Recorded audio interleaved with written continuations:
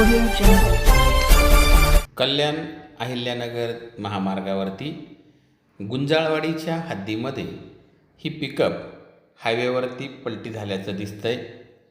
आता हा रोड सरळ आहे, मोठा आहे, तरी हे पिकअप का पलटी झाला असेल याचा आपण अंदाज करूया। जर आपण पाहायला गेलं तर सध्या पिकअप चालक जे आहेत त्यांच्या रील्स आपण पाहतो किंवा रस्त्यावरून सुद्धा जाताना जर पाहिलं तर पिकअप चालक हे अतिशय वेगात आणि वाकडे तिकडे वाहने चालवतात। हा वटाणा ह्या गाडीमध्ये भरलेला होता। विचारलं असता त्यांनी सांगितलं की पारनेर या ठिकाणावरून हा वटाणा भरलेला आहे आणि तो नाशिक मार्केटला जाणार होता असं त्यांनी सांगितलं।